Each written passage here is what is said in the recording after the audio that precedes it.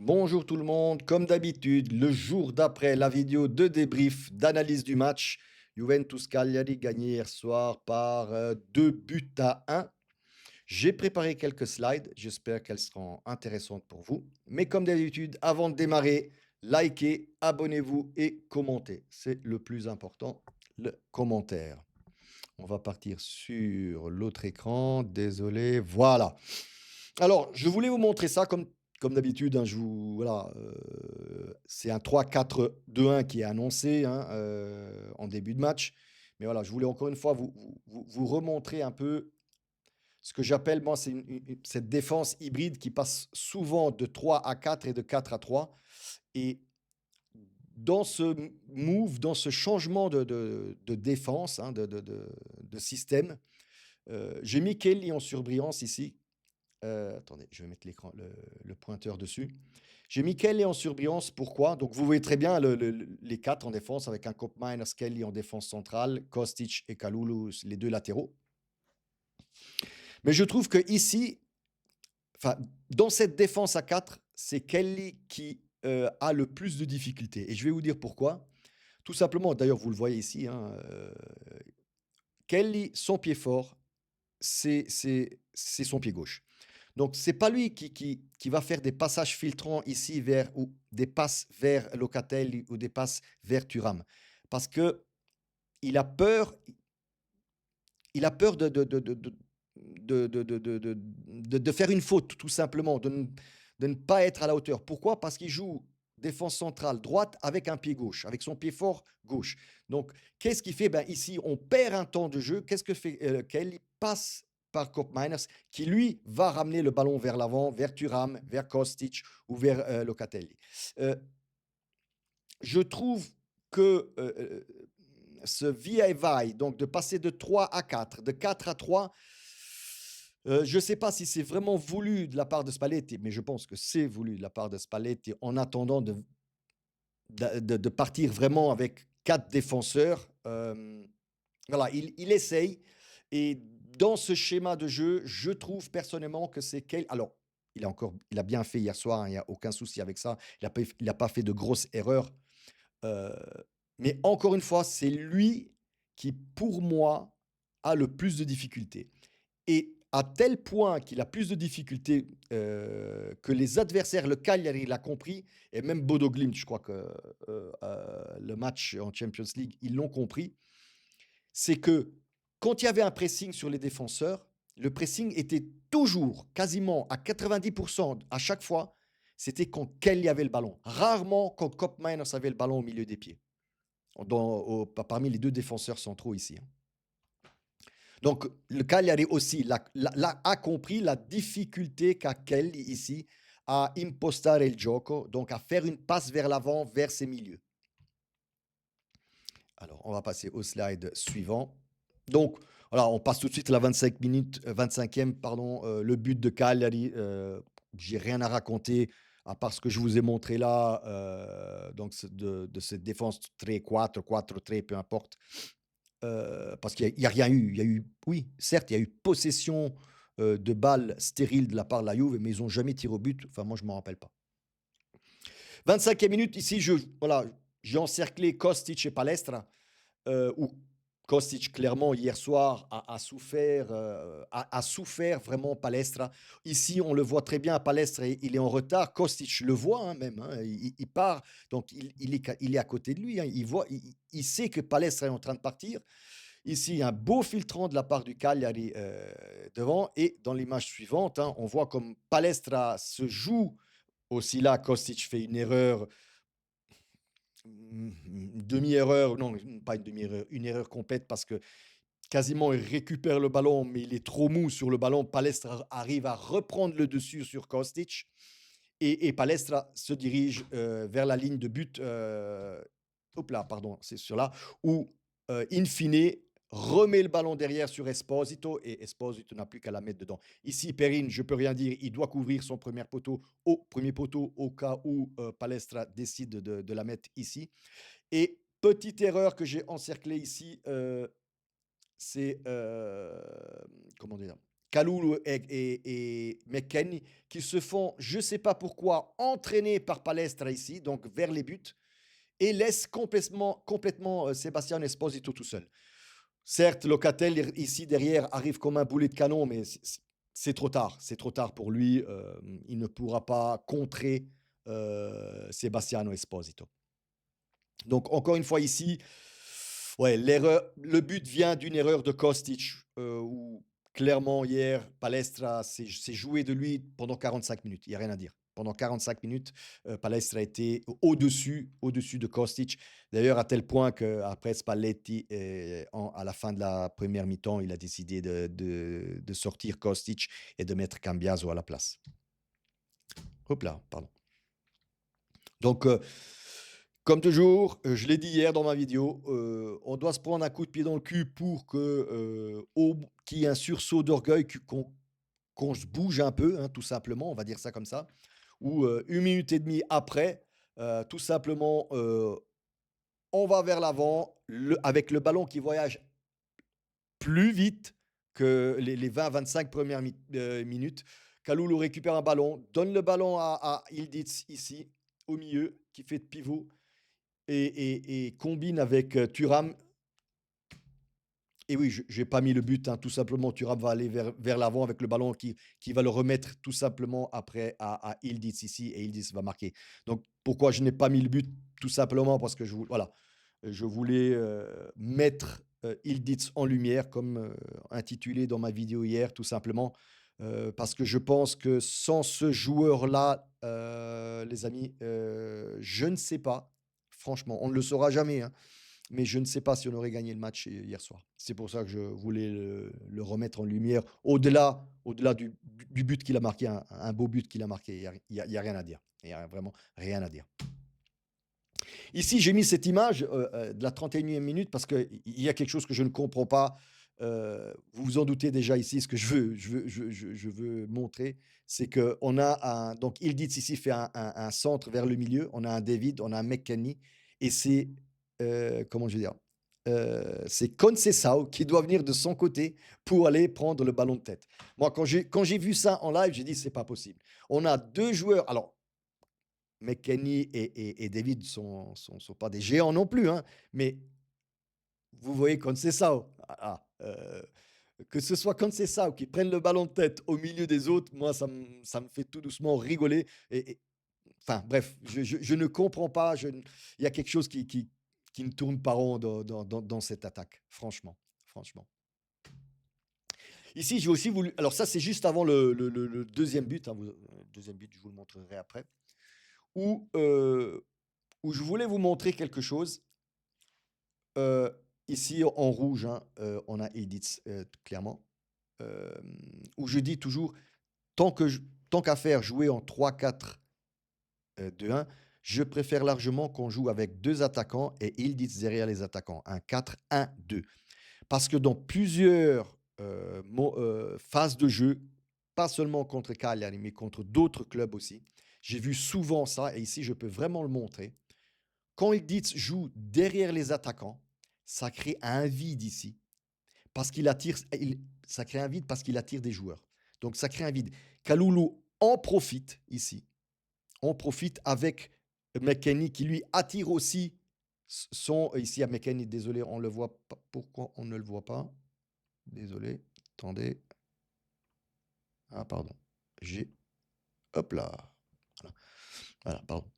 Ici, on a McKennie aussi qui attire son défenseur, son adversaire. Donc, il se crée un espace ici quand Ildiz joue derrière les attaquants, qu'on n'a pas quand il est sur le côté gauche. D'ailleurs, à tel point que, ici après on va voir le but bien sûr, qu'en deuxième mi-temps, Ildiz reste sur le côté gauche et on ne voit plus ces actions-là. Pourquoi? Parce que Cambiaso est rentré à la place de Kostic. Et vous le savez très bien, allez voir mes vidéos précédentes. Cambiaso et Ildiz, sur le même côté, ils se marchent dessus. Donc, Cambiaso, ou Spalletti sûrement, préfère que Cambiaso, de son côté gauche, vienne vers le milieu, hein, à la place de ce que fait Ildiz là, et Ildiz reste sur le côté. Bien sûr, au niveau qualité, Ildiz a plus de jeu de jambes que Cambiaso et ce n'est pas la même musique. Donc toute la deuxième mi-temps, Yildiz est resté sur le côté gauche. Je ne l'ai plus vu je veux dire, revenir vers le milieu de terrain. Donc suite à cette action-là, hein, clairement, ici on a Locatelli qui a le ballon, voilà, qui fait sa passe vers McKennie. Et ici, on le voit très bien. Yildiz, Yildiz qui attire deux joueurs vers lui, mais part vers l'avant. Kalulu ici qui s'enfonce dans l'espace libre qui a été créé. Hein, vous vous rappelez hein, de cet espace libre qui a créé. Ici, Conceição joue très bien le jeu. Il attire le joueur vers lui. McKennie a très bien compris qu'il y a cet espace-là, donc il récupère le ballon ici et il va la mettre sur Kalulu qui part en profondeur. Et forcément, ben, on a sauté toute la ligne. Regardez le 27, le 6 et le 33, ils ont été complètement sautés en deux mouvements. Locatelli, McKennie, Kalulu, avec cet espace qui s'est créé. Hein, McKennie est ici, hein, Locatelli il est encore plus derrière ici. Ici, on a Conceição qui avait attiré son propre adversaire. Et ici, bonne chose, je pense que c'est l'unique bonne chose que fait David tout le match hier, c'est que lui aussi attire son adversaire vers le milieu. Ici, Kalulu a le choix de mettre le ballon vers l'avant ici pour David, mais selon moi, il a bien fait, au vu que ce qu'a fait David hier, parce qu'il a vraiment raté pas mal de trucs lui aussi, c'est de remettre le ballon au milieu sur Kenan Yildiz. Et puis voilà, il fait un petit slalom ici, il va récupérer le ballon, il se fait un petit slalom, et puis voilà. Quand Yildiz rentre dans ce fameux rectangle ici, les amis, avec le ballon au pied, à 99%, le ballon, il est dans les filets. Et d'ailleurs, voilà, ça c'est le 2-1 de la Juventus. Voilà. Encore une fois, je le dis, sans Yildiz hier, je ne sais pas si on aurait gagné le match. On n'aura jamais une autre version de toute façon. Ici, on est tout de suite en deuxième mi-temps. Donc, deuxième mi-temps, je l'ai dit, Kostic, Cambiaso à la place. D'ailleurs, si je ne me trompe pas, vous voyez Yildiz ici et ici, je ne sais pas si c'est. Voilà. Ici, hop là, pardon. Ici, on a Locatelli, McKennie, David et Conceição. Ici, David donne le ballon à Conceição. Conceição a tout ce qu'il faut devant lui. Enfin, il n'a plus personne et c'est ce que je voulais vous montrer, les amis. Pardon. Où hier, j'ai dit, Conceição fait tout ce qu'il faut, juste à sa dernière transition, sa dernière passe, son dernier tir. Là, il prend toujours la mauvaise décision. Encore une fois, ici. Et pourquoi? Parce qu'il a la tête baissée. Il ne regarde pas ce qui se passe devant lui. Ici, Caprile est déjà par terre. Il est quasiment couché. Je l'ai mis ici. S'il lève la tête, il sait qu'ici, il doit lober. Il ne doit pas tirer. Et en fait, là, il tire un boulet de canon sur le gardien. Le ballon, il ne passe pas. Je pense que Caprile le prend avec le genou gauche, si je ne me trompe pas. Mais ici, s'il fait juste un lob, c'est but. On est sur le 3-1. Encore une fois, il faut que Conceição, pour qu'il devienne un grand joueur, parce qu'il sait dribbler, mais sa dernière décision, sa dernière passe, son dernier tir, il faut qu'il lève sa tête pour voir ce qu'il se passe. Et ça, il le fait très, très, très rarement. Donc ici, voilà, j'ai pété un plomb hein, sur cette action-là. Je vais vous le dire franchement. En live, j'ai pété un plomb sur Conceição. À tel point que je dis, sors-le, Spalletti, mets Zegrova à la place. Mets Zegrova à la place. Ici, je pense que c'est mon dernier slide. Oui, c'est le dernier slide. Encore une fois, sur une descente de la part de Conceição, il dribble un adversaire, il arrive sur la ligne de touche de fond, pardon, ici, et il remet le ballon derrière sur Koopmeiners. Et Koopmeiners essaie de la placer, et malheureusement, il essaie de garder le ballon bas au sol, hein, ce qui fait très bien. Et là, voilà, ça passe à ça du poteau, les amis. Je pense que hier, Koopmeiners méritait son but. Mérité de marquer parce que entre lui, Koopmeiners en défense et Yildiz qui a marqué les deux buts là en attaque, je pense que c'était les deux meilleurs ou ceux, disons au moins les deux joueurs qui sortent du lot avec Amiretti qui pour moi est très bien rentré. Comme toujours, voilà, je le redis, Thuram, attendez, je vais passer sur l'autre. Thuram Locatelli, vous m'avez pas entendu parler de Thuram Locatelli dans les actions, parce que, encore une fois, Thuram, il m'a déçu hier soir. Spalletti l'a remplacé à la 65e minute. Moi, je l'aurais remplacé déjà à la mi-temps. Thuram n'est toujours pas en forme, selon moi. Euh, Distant du jeu, distant des appels de balles. Oui, oui. Alors, sur le premier but, c'est lui qui fait la passe à Ildiz. Mais attention, parce qu'il fait une passe et on a de la chance. La passe est contrée par un défenseur de Cagliari et elle arrive sur les pieds de Ildiz, hein. Donc même heureusement qu'il y a ce contre du défenseur de Cagliari, sinon le ballon n'arrive pas dans les pieds d'Ildiz. Sinon, au niveau défense, on l'a dit, cette défense 3, hybride 3-4, 4-3, je le redis, pour moi, celui qui peine le plus. Alors, encore une fois, attention, je ne dis pas que Kelly a mal fait hier soir, je dis juste que Kelly, dans cette défense à 3, qui passe à 4, puis repasse à 3, lui doit, dès que ça passe à 4, il doit s'écarter vers la droite avec son pied gauche. Je pense que c'est lui qui a le plus de problèmes dans ce système de jeu-là.